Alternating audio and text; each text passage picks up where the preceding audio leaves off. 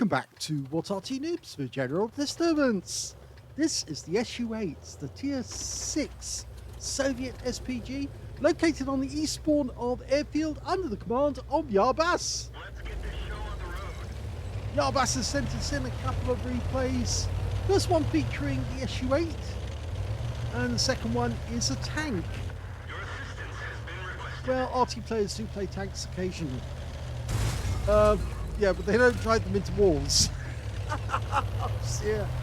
Oh dear. Yeah, I'm sorry, but it does happen to all of us at best of times. Okay, 152mm howitzer, capable of doing 550 alpha, and it will penetrate 38mm of armor with a 6.7m burst radius. Okay, first targets have been seen up on Temple Mount, or the area in the centre of the map, as I like to call it, Temple Mount. As you know, it does have a few Greek temples, or it looked like Greek temples. Oh, and we just saw the tracer from the enemy Arty. Yes, he's rather given himself away. We fire around in the SU-100Y and get a direct hit. So the box tank is missing some hit points, and considering that the casement around the box tank is rather thin, he could actually have severe damage. Okay, well, there's an M4 A1 FL10, the premium tank, and he's just been hit by a direct hit as well. So 2 direct hits straight off, but that sounds like an Arty coming in our direction. In fact, yes, he did try to hit us, and he missed. The shell landed only a short distance away, and the FL10 is already dead, taken out by our AMX 12-ton. In the meantime, we're going for this P43 Beers, but that's not likely to hit. Yes, that rock face is in the way. Now, the impact point for the Arty was very close by. And they probably saw those trees that had been knocked down and thought, yeah, we'll have a go. Okay, there's the box tank, and we can see that he's missing a huge amount of hit points. And now he's missing even more. That's 159. And we can see as well that the enemy Arty has relocated, or rather one of them is now down by the south end of the map, and the box tank has gone. There's 2 M44s on the enemy team. On our team, it's an M44 and an SU-8, and the other box tank takes another hit, and that's 73 hit points.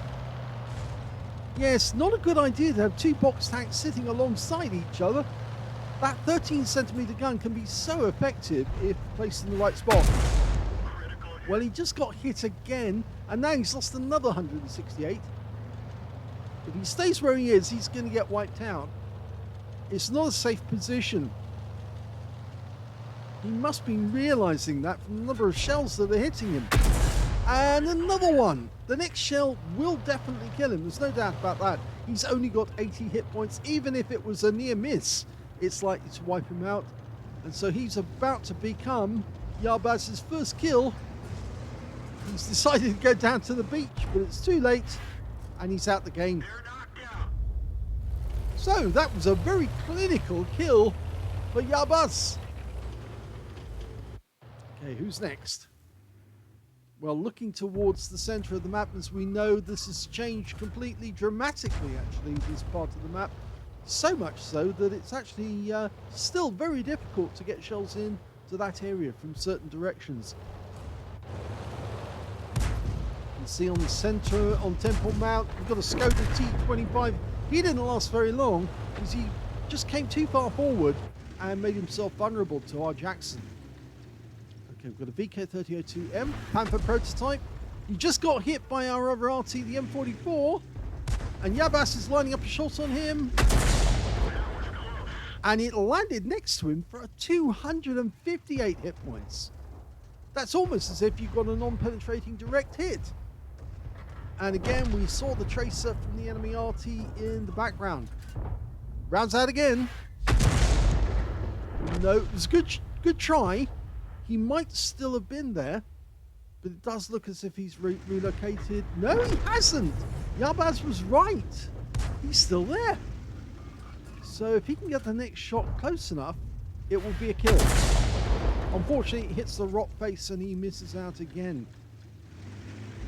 But he is right to keep trying. Now, it looked like he has moved now, because that was an attempt to move to a different position.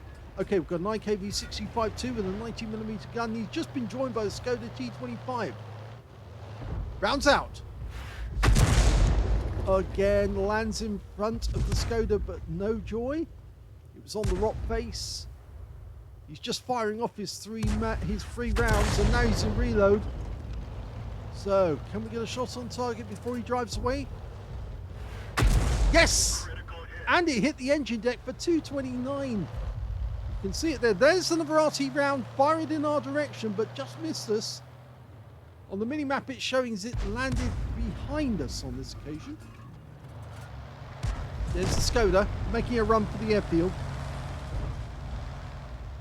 Now, we'll need to be careful, because it's very likely that the enemy Arty does or is aware of where we are. In fact, another round was aimed in our direction and landed in front of us this time, but without actually damaging us. So there's a good chance the enemy Arty know exactly where we are, and they're trying to hit us, but they keep missing. The other enemy Arty's going for the Cromwell up north. Oh, that was a splash kill!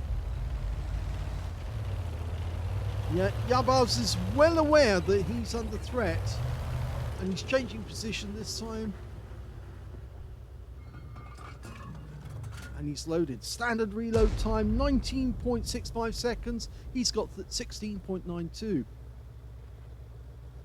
It could be that the enemy Arty's... Oh, no, there's another one firing.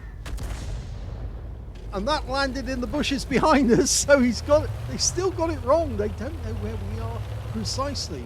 They keep missing. Now you can see there's the impact point of one of the Arty shells nearby. So, okay, now look for the bushes, because it's going to be the bushes that he's firing from. Now you can go to the overhead mode and look down and then press the V key. And there we go. We know exactly where he is there. He's over here. He's on that spot there, precisely. But Yabaz is not aiming there yet. He's got the... Oh, he almost had it right there, because he's actually just right next door to those trees. Okay, he's gone to the overhead mode now. If you press the V key, when they fire, you will see the tracer emanating from the spot, and then you can accurately put the round right on top of him. Okay? I'm doing this with the V key myself, just to show Yabaz, and there he is. We know where he is, bit further back, but he fires the round in, and unfortunately he was just a bit too long there. But he was in the right general area.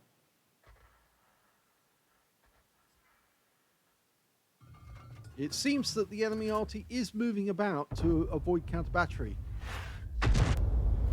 And okay, that one's gone in. He's changing position now. We do have the advantage of 2 tanks at the moment. And we've got the BK. And he's gone. Okay, so IKV-65-2 just went to that corner there.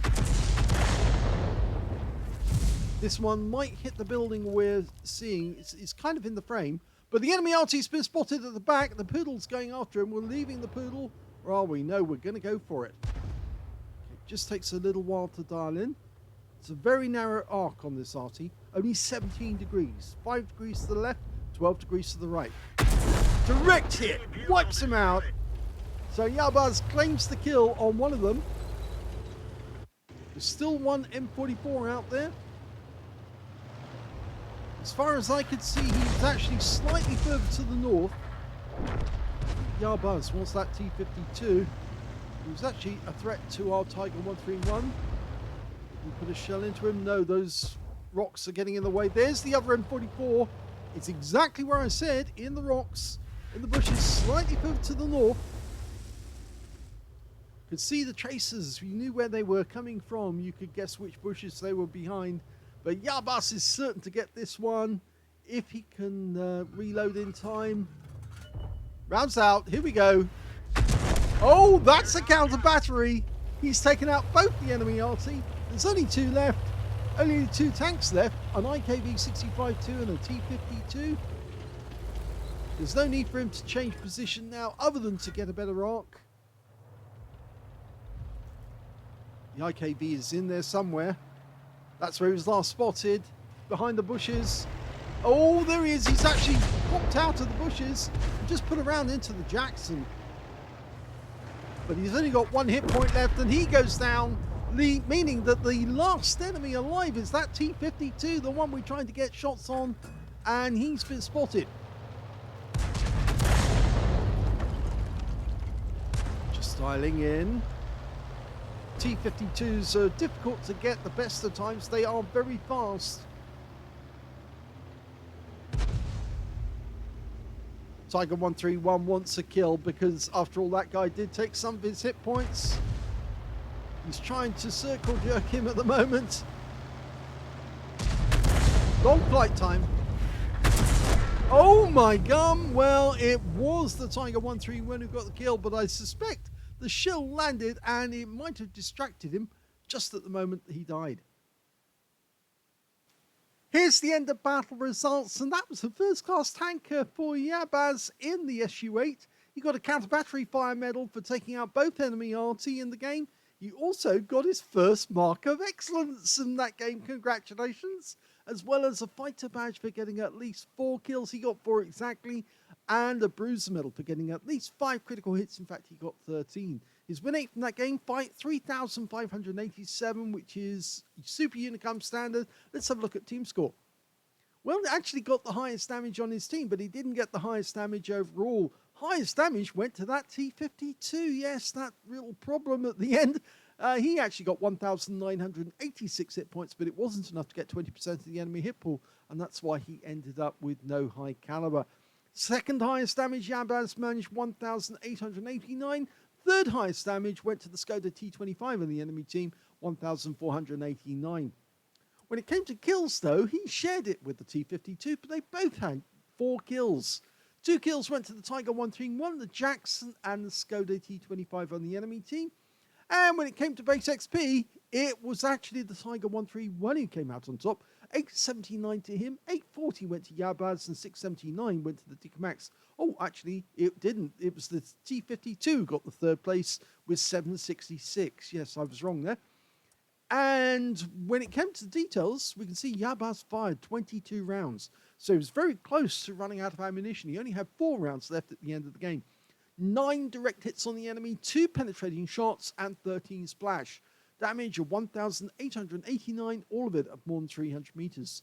He earned a profit of 15,523 credits from that game, and he also took away 4,410 experience points as well. Of course, he took away the first mark of excellence. Let's have a quick look at the armor profile for this vehicle.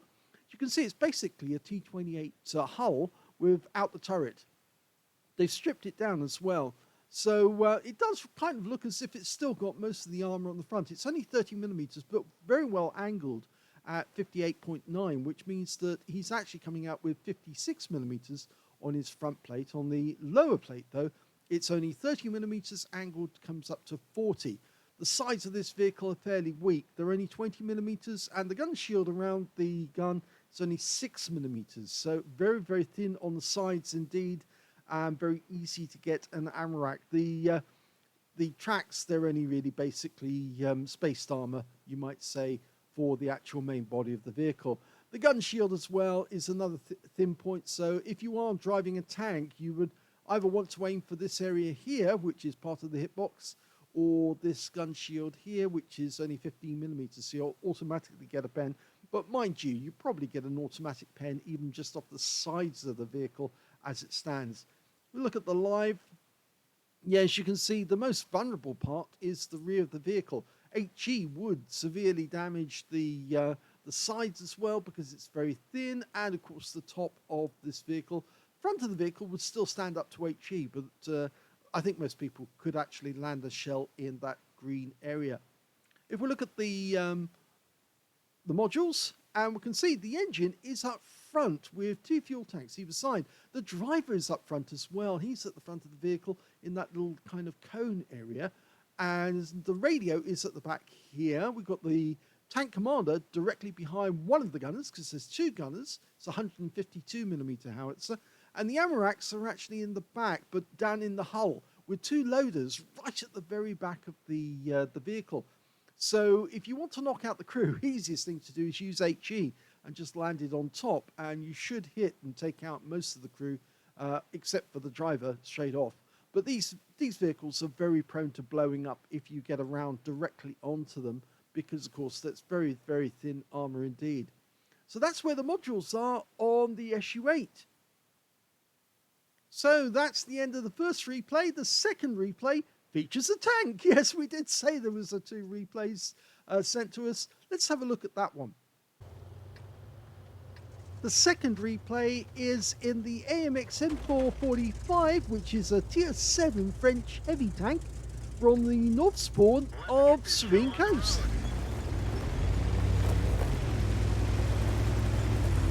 Well, this is the AMX M4 45, designed in 1945. It's armed with a 90mm main gun capable of 240 alpha, 212mm of pen with standard ammo, and with premium ammo 259mm. It's not carrying any HE whatsoever for this game.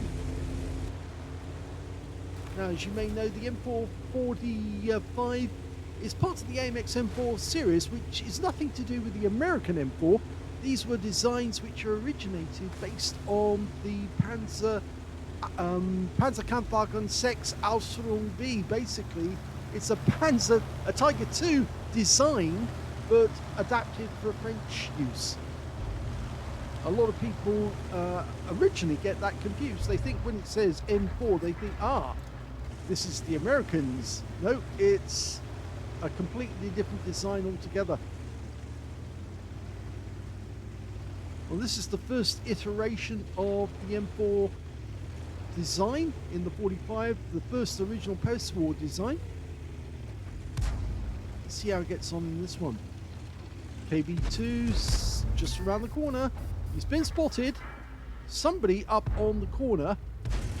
In fact, yes, there's a P43 Biz up there, so we'll have a shot at him. Gets a nice hit, but it's a low roll for 231. I think that guy's just outside our view range, but he is generally there. So he pulls forward, and you can see he pops into view all of a sudden. Another hit, this time another low roll, but he's gone, which means now we can push forward on that KB2. Now, IS-2 shielded there now. There's also a KB1S a short distance away. Now, the question is, which one's he go for? Well, he goes for the KB1S first, because he's got the thinnest armor out of that bunch. The KB2 is basically a KB1 with adapted to carry that big turret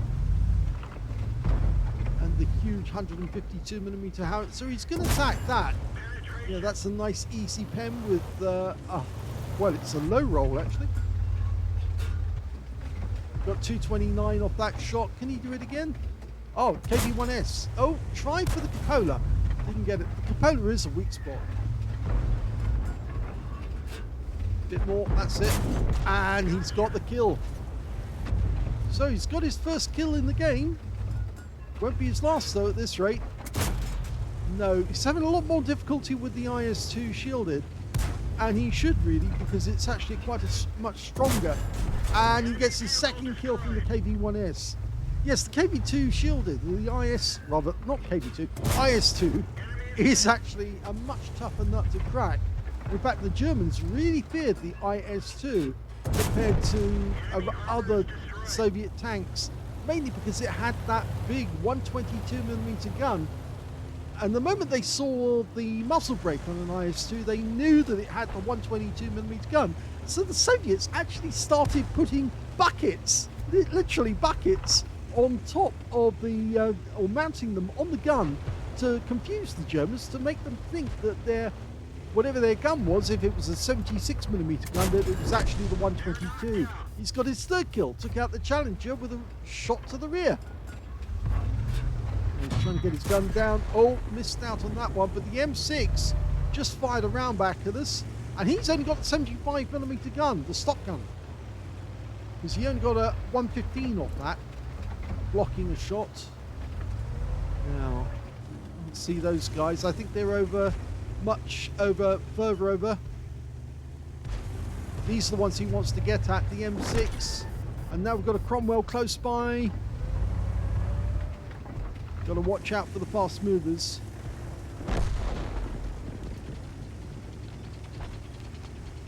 Well, the enemy M6 is gone. The enemy just lost their MT25 as well.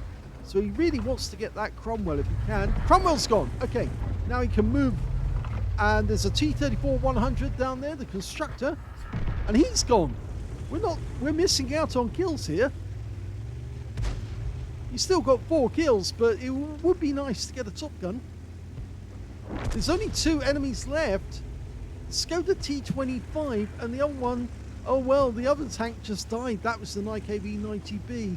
So there's no chance of getting a Top Gun now, but he can at least get the last kill if he can get close enough. But I don't think he's going to get close enough because I'm afraid that Skoda is right the way around the far side. And I had the feeling the T-71 might get there before us. Oh! Well, close, but no cigar. And that is the end of the game. Here's the end of battle results, and that was the second-class tanker for Yabaz in the AMX M4 He managed to get a spotter badge for spotting at least 1,000 hit points of damage, a fighter badge for getting at least 4 kills. He got 4 exactly, a fire effect for doing more damage than hit points to his own vehicle, and a bruiser for getting at least 5 critical hits. In fact, he got 5 exactly. His win rate from that game, 2,745, which is Unicum standard. Let's have a look at team score for this one. Well, he didn't get the highest damage in this game, but the highest damage actually went to the Tiger 131 on his team. He got 1,992, but he didn't get enough for 20% of the enemy hit pool, and so therefore he didn't get a high caliber either. Second highest damage went to Yabaz with 1,446, and the third highest damage went to the Challenger. He wiped out with 1,435. When it came to kills, though, he actually did have the highest number with 4. 2 kills went to the VK3601H and T71CMCD, and nobody on the enemy team managed to get more than 1 kill. In fact, only 2 players actually managed to get a kill at all on the enemy team. So not a very good team. And when it came to base XP, Yabaz got that one as well. So he got 2 out of 3 with the second place on the third. He got 1,099. He was the only player to get over 1,000 base. 796 went to the GW Panther on their team, and 771 went to the T71DA. He fired 15 rounds, got 9 direct hits on the enemy, 9 penetrations, 1,446 hit points of damage, of which 462 were at more than 300 meters, so a fair amount of damage at close range. He did receive a hit, which was a non-pen. It's good armor. It's based on the, as I said, on the Tiger II original design, and therefore it's actually quite able to block shots from the front. He actually earned 31,776 credits from that game, and he got 35 bonds for mission achievement and took away 9,066 experience points. So a profitable game both on credits and on XP. So let's have a quick look at the armor profile for this beast.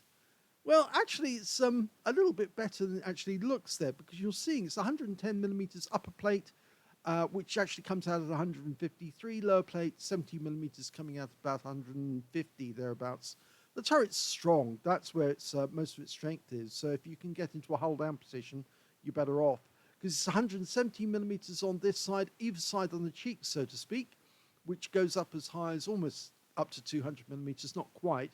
And at this angle, from the front, if you do fire a round in there, there's a fair chance the further away they go from the front, you actually get a chance for a ricochet. But it's actually graduated to get more armor the closer you are to the actual mantlet itself. You can see that on a lot of the AMXs, they have the heavy armor up front on the vehicle and the very weak armor at the rear to try and cut back on weight.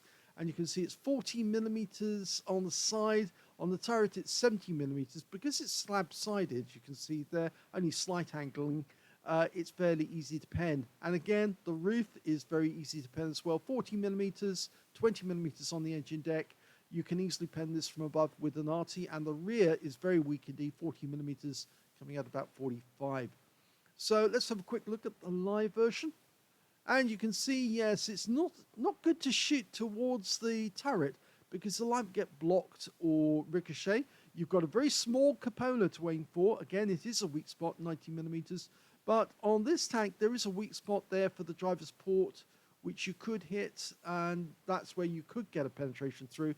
But if you can get through 150mm of armor, a tier 7, yes, I suppose you can with a premium round, and either that or the lower plates, then you might be able to get a PEM. So, yes, don't expose your flanks on this one, because shells will go through fairly easily. We look at the modules, and we can see the drivers up front on the right side with the driver's mate on the left side. You can see these big ammo racks, which are actually in the shoulders of the tank, or in the shoulders of the hull, I should say. The gunners on the right side with the tank commander just behind him. Again, that's against the normal prevailing way, because it's normally the gunner over here with the tank commander behind. And we've got the loader on the left-hand side of the tank. There's an ammo rack in the bustle, but it's only on one side. You can see the radios directly behind the loader. And the engine, well, that's in the back. It's not sandwiched between two fuel tanks, because one's on the side, the other one is at the rear, which is kind of like the Tiger II design, where they put the fuel tank right at the very rear of the vehicle. And you can see the transmission, which is directly underneath the engine. If we look underneath there, you can see that the transmission is at the back of the vehicle, directly behind the engine. So it's rear wheel on this one. And there is another ammo rack in the floor of the vehicle, as well as one directly in front of the engine. So if you want to get an ammo rack, you really want to fire from the right-hand side of the vehicle into the bustle, or into the shoulders of the tank, or shoulders of the hull, rather. And if you can penetrate through that thin armor on the side, you should be able to get an ammo rack on this vehicle. So thanks to Yabaz for sending in those replays. I hope you enjoyed them.